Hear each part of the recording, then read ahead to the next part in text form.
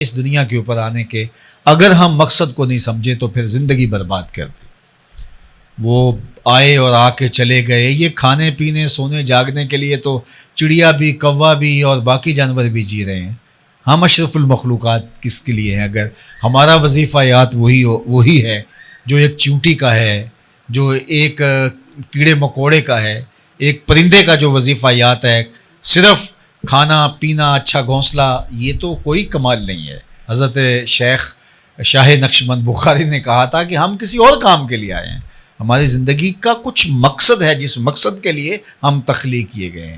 ہم باقی تمام مخلوق جو کہ ہزاروں کی تعداد میں مخلوقات ہیں اور زیرو ہیں, ان کے اندر ہمارے سے طاقت زیادہ ہے. شیر میں طاقت ہم سے زیادہ ہے, ہاتھی کی جسامت ہم سے زیادہ ہے, گھوڑے کے اندر قوت ہم سے زیادہ ہے, عقاب کی نگاہوں میں جو ہے وہ زور ہم سے زیادہ ہے, کسی کے پنجوں میں طاقت زیادہ ہے.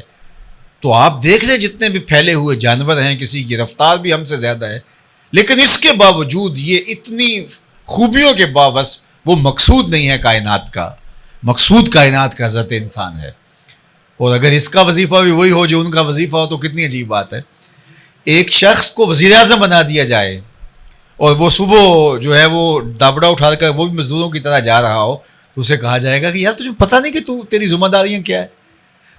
تیری ذمہ داریاں ملک کے نظم و نسق کو چلانا ہے, اور تو جو ہے وہ دابڑا اٹھا کر کے اور تیسری کانڈی پکڑ کے تو کہہ رہا ہے کہ نہیں میں مکان بنانے جا رہا ہوں, تو پھر تجھے پتہ ہی نہیں, اپنے منصب سے آگاہ ہی نہیں ہے.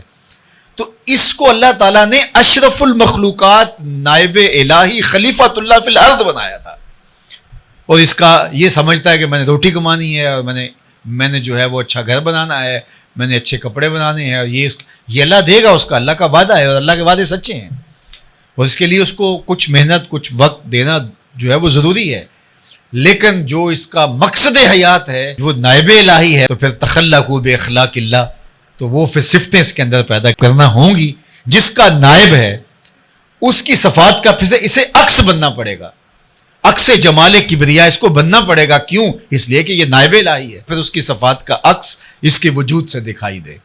اور وہ پیدا کرنے کے لیے وہ کہے میں کیسے پیدا کروں, اللہ نے وہ نظام دیا ہے اور قرآن مجید عطا کیا ہے, اور اس کو لے کر کے بیٹھ جائے, روز ایک رکوع روز تلاوت کرے اور دیکھے کہ اس میں میرے رب نے مجھ سے کس بات کا تقاضا کیا ہے, جن خوبیوں کا تقاضا مجھ سے ان 10 آیات میں کیا ہے کیا وہ میرے اندر موجود ہیں. اپنے اندر وہ پیدا کرنے شروع کر دے, عزم مصمم کر دے, تو وہ دیکھنا کہ مہینوں اشروں کے اندر اس کی ذات کس طرح مکمل ہونا شروع ہو جائے گی, اور وہ واقعتاً اس مسند پہ آ جائے گا. لیکن اس کی طلب اس کو نہیں ہوگی, تو طلب کے بغیر تو ماں بھی بیٹے کو دودھ نہیں دیتی. جب بیٹا روتا ہے تو تب ماں کی چھاتی میں جوش آتا ہے.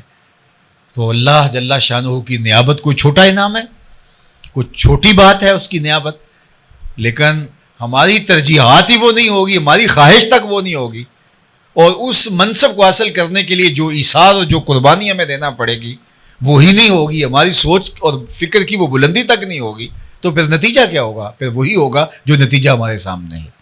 اس لیے ہم اگر چاہیں کہ اللہ کی قربت حاصل کریں اور واقعتاً اس کے نائب بن کے دکھائیں, تو پھر یہ مربوط منظم نصاب ہے ہمارے پاس, اس کے مطابق اپنی زندگی کو ڈھال لیں, تو پھر جو ہے وہ کوئی وجہ نہیں ہے کہ یہ کتاب ہماری زندگیوں کو نہ بدل. یہ زندگیوں کے اندر ایسے حرارت اور بجلی بھر دیتی ہے, اور اس کتاب کے ساتھ ایسے اجالے ہوتے ہیں, اندر کی ظلمتیں مٹ جاتی ہیں, خیر اور نور کے چشمے پھوٹنے لگتے ہیں اندر سے, اور باطن جو ہے وہ اجالوں اور روشنیوں کا منبع و مصدر بن جاتا ہے اس کتاب کے ساتھ جڑنے سے.